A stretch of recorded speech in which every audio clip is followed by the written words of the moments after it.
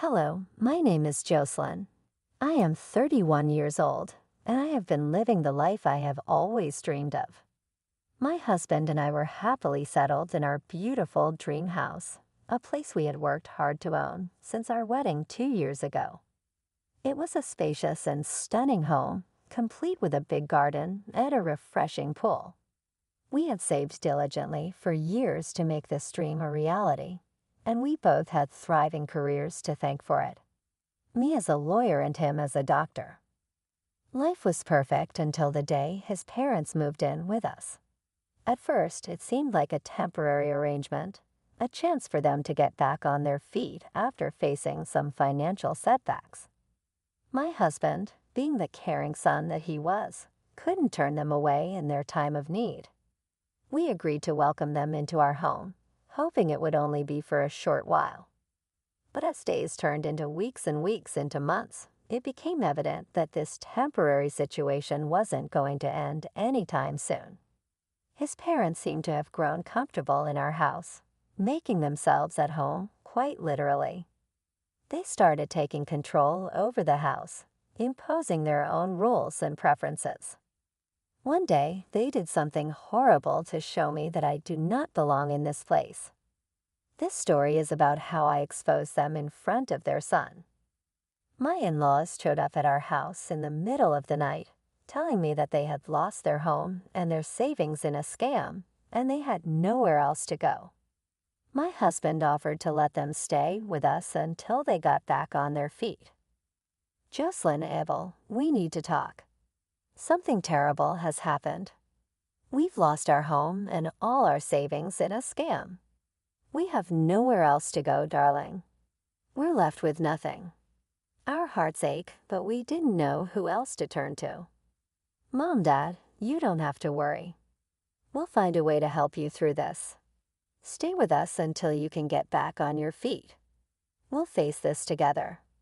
Kids, we can't thank you enough for your kindness. We promise we'll find a way to repay you for this.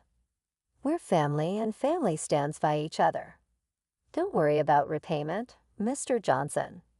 Our priority is to help you rebuild your lives. Jocelyn, dear, thank you. We'll do everything we can to get back on our feet as soon as possible. Before my in-laws moved into our house, I had decided to take a short break from work. Little did I know that they would misinterpret my temporary absence as being jobless. Just 4 days after their arrival, my mother-in-law approached me with a well-meaning but misguided concern. I was taken aback by her straightforward question, not expecting such a conversation so soon after their arrival. Nevertheless, I composed myself and responded politely, but my mother-in-law seemed to be unconvinced with that answer. Why don't you go to work? Do you depend entirely on Abel for financial support? Oh no, it's not that I'm jobless. I took a few days off from work to relax and recharge. I plan on returning soon. Well, dear, it might be a little burdening for Abel if you don't handle your expenses. You should consider being financially independent. I appreciate your concern, sir, but please rest assured I'm not entirely dependent on Abel for my expenses. I have my income and contribute to our household finances. This break is simply a way for me to take care of myself and recharge. Once I'm back at work, things will go back to normal. All right, dear. I just wanted to make sure everything is all right. You know we care about both of you. Thank you, sir. I understand your worry, and I truly appreciate your concern for our well-being. But I assure you everything is fine. I'll be back to work soon, and we'll continue managing our expenses as we always have. After that conversation, things between my in-laws and me took a turn for the worse. Whenever I mustered up the courage to approach Abel for financial assistance, I couldn't help but notice disapproving frowns and annoyed expressions on the faces of my in-laws. It seemed as though they had formed a negative opinion of me. One day, as I was passing by the living room, I overheard a conversation between my father-in-law and mother-in-law. I just don't understand why she refuses to go to work. She's been jobless for weeks now. It's as if she's relying solely on Abel's wealth to fund her shopping spree. I talk to her about the same. She says she handles all the expenses by herself, but I see her asking for money from Abel every time. I always had my doubts about her dear. She must think we're fools, believing that she can take advantage of Abel's hard-earned money without lifting a finger herself. I think we must talk to Abel or Jocelyn directly. I am not in support of this decision of theirs. My heart sank upon hearing their misguided assumptions about me. They had painted me as a lazy gold digger, someone who squandered Abel's wealth on frivolous shopping instead of contributing to the household. I'd always dreamed of a harmonious family life after marrying Abel. I didn't know that my in-laws had a different idea of how things should be. Every day, I found myself at the beck and call of my in-laws, who seemed to relish in bossing me around. They treated me as if I were some kind of gold digger, assuming that I depended solely on their son for everything. Their behavior had created a toxic dynamic within the household, leaving me feeling like a servant rather than a valued family member. It was especially apparent during meal times. While I tirelessly prepared all the meals, my mother-in-law and father-in-law would simply sit and relax, seemingly oblivious to my efforts. They expected me to cater to their every need, even going so far as to ask for a glass of water. It was as if they believed my purpose in the house was solely to serve them. Sometimes she'd tell me, "Jocelyn dear, can you put mine and Charlie's clothes into the laundry? I'm very tired." "Sure, I'll do it." Both of them would ask me to hand over a glass of water 7 to 8 times a day. The house looked like a complete mess, and even the maid was tired of their behavior. She'd have to clean the floors multiple times because my in-laws kept on spilling something. I don't want to get started on the noises. They turned on the TV and watched variety shows at full volume, giving me a lot of headaches. Every time I'd sit in front of my laptop to check documents and case papers, my mother-in-law would ask me to get her something. Like this one time. "Jocelyn dear, I have a little fever. Can you please get me some medicines?" "Yes, sir, you can log into an online pharmacy app. They'll deliver in half an hour, and that's exactly how much it would take me to bring them myself. That asks for an extra cost. You're over here doing nothing, just scrolling through your laptop. Why can't you get me my medicines? You are seriously so lazy." "Yes, sir, I'm over here checking some important documents. You and Charlie are the lazy people here. How dare you talk to me like that? I am your mother-in-law, and my son is the one who's paying for you. You should listen to everything I say. I hope you're not forgetting that your son is also my husband, and we built this home together. He has abided to pay for me. Pay for you while you sit here and relax. I can say the same for you. Oh my God, you are so disrespectful and ungrateful." The once harmonious atmosphere began to fray at the edges. Their presence brought tension, and our once happy home felt suffocated. Their constant interference and unsolicited advice started to create a rift between my husband and me. I didn't know whom to talk to, so I turned to my best friend Diane, thinking that she might give me some valuable advice. A few weeks ago, my in-laws moved into our home temporarily because they had lost their house and savings in a scam. You won't believe it, but it turned out to be an absolute nightmare. What did they exactly do? Well, let me tell you about my in-laws. They are the worst I've ever encountered. They are so rude and ungrateful it is unbearable. They treated me like a servant and a stranger, constantly bossing me around and criticizing everything I did. It feels like they think they own the house and everything in it. That sounds awful. How do they behave? They're demanding and disrespectful, always expecting things to be done their way. They have no regard for our belongings or resources, using them carelessly and wasting everything. Our house is constantly noisy, messy, and filled with unnecessary trouble caused by them. That must be incredibly frustrating to deal with. You have no idea. It's like living in a constant state of chaos and stress. Their behavior makes me feel devalued and unappreciated. I can't believe how they could treat someone like that, especially a family member. I'm so sorry you had to go through that. Did you ever confront them about their behavior? I tried to address the issues, but it only made things worse. Since I'm on a break from work right now, they think I am jobless and depend on Abel for everything. I have my savings, and Abel is my husband. Of course, I'd ask him for money. He married me. They constantly disrespect me. My dream home is becoming a nightmare for me. See, Jocelyn, why don't you talk to Abel about it? He should understand that his parents are in the wrong this time. Yes, I think so. I should talk to him. One evening, as we sat in the living room, I gathered the courage to speak my mind. Honey, don't you think it's time your parents found their place? It's been months, and I miss having our space to ourselves. I know, but they're still not financially stable.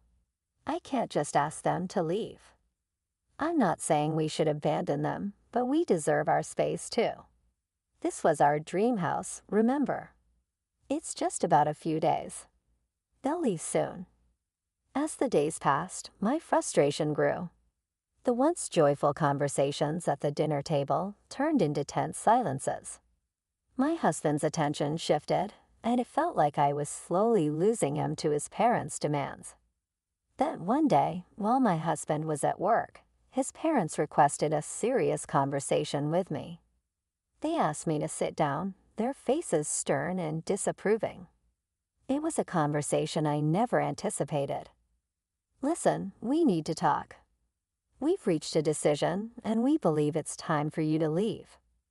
Yes, we don't like you or trust you. We feel like you're just using our son for his money. You're jobless, and we believe you're a gold digger. But that's not true. I love your son genuinely. I never married him for his money. I married him because I love him.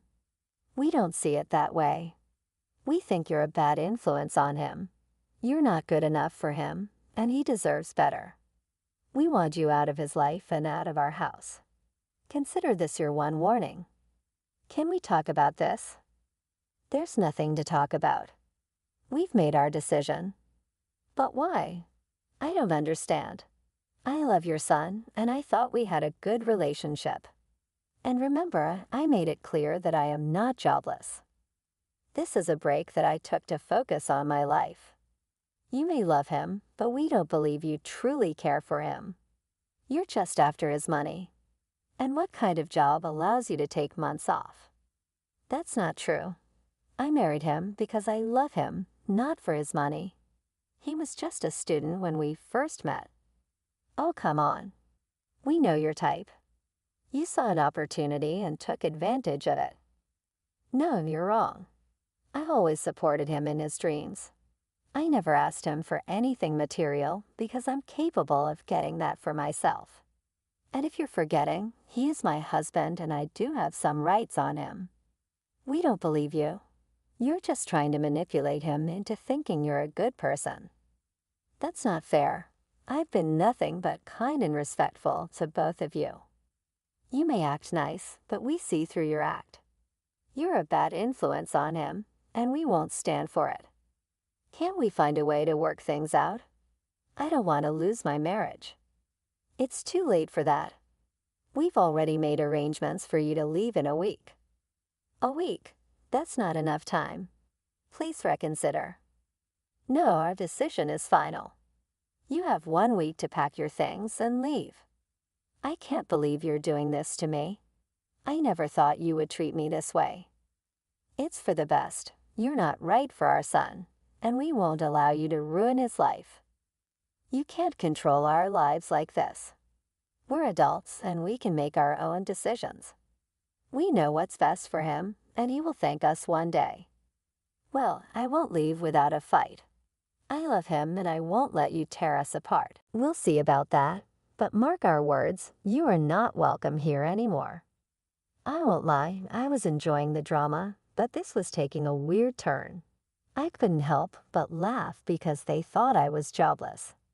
The expressions on their faces clearly showed that they thought I had gone crazy. Well, let me set the record straight. I am not jobless or a gold digger, as you might have assumed. I am a successful lawyer with a thriving career and financial independence. Is that so? And why do you think we'll believe you? You ask Abel for money every now and then. I think you are lying. No, that couldn't be further from the truth. In fact, I contributed equally to our household expenses and even helped pay for half of the house we used to live in. I have all the legal documents to prove it. But more importantly, despite the recent events, I want you to know that we have a loving and healthy marriage. We're happy together. Yes, we faced financial challenges, but our relationship was built on love and mutual support. Are you saying that you have a successful career? Honey, you're so delusional. Oh, is it me who's delusional, or is it you guys who are running away from the police? Their faces turned pale, realization dawning upon them. The comfortable mask they wore had shattered, revealing their true nature. The weight of their actions began to weigh heavily on their conscience as they faced the impending consequences of their deeds. Well, what nonsense are you talking about? Well, let me tell you something else. I discovered your little scam, and I've reported it to the authorities. You're not victims. You're criminals who have deceived and swindled countless people out of their hard-earned money. What? That's preposterous. How dare you accuse us of such things? Oh, it's not just an accusation.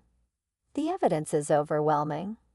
The police are actively searching for you, and it's only a matter of time before you're caught. This can't be happening. We're respected members of society. Respected members? Cheating innocent people out of their money is anything but respectable. You thought you could get away with it, but justice will prevail. The law will catch up to you, and you'll face the consequences of your actions. This is outrageous. How could you betray us like this? We are your husband's parents. You betrayed me first by tricking me into leaving my own house, and now you've harmed so many innocent people. I won't stand idly by and watch you hurt more lives. The truth will prevail, and you'll be held accountable for your crimes. But it was because of a misunderstanding. We thought you were a bad influence on our son. Yes, I agree you were a bad influence on our lives, and I made sure to report it to the authorities. What? You're bluffing. No, I'm not. You're not victims. You're criminals who have cheated hundreds of people out of their hard-earned money. The police are after you, and it's only a matter of time before they catch up. Just as our conversation reached its peak, a knock on the door interrupted us. I opened the door to find police officers standing there, ready to take my in-laws into custody. They had been tirelessly tracking them down for months and were grateful that I had tipped them off. Are these the individuals you reported? Yes, officers, these are the ones. The police officers wasted no time. They swiftly handcuffed my in-laws and read them their rights. Their faces turned pale with the realization that their actions had finally caught up with them. We've been after them for quite some time. Thank you for your cooperation. Your tip-off has helped us bring these criminals to justice. You're welcome, officers. I couldn't stand by while they continued to harm innocent people. It's good to see justice being served. With my in-laws now in police custody, I felt a sense of relief. The deception had been exposed, and they would now face the consequences of their actions. The police officers expressed their gratitude once more before escorting my in-laws away. Later that day, when Abel, my husband, returned from work, I knew it was time to share the whole story with him. I laid out the details of his parents' financial misdeeds, not holding back any information. To my relief, Abel stood by my side, understanding the depth of their betrayal and the need for consequences. We'll get through this together. Lastly, I was actually grateful that our home now belonged to us, and no one could invade our privacy again. Our once peaceful life was back on track, with his parents facing the consequences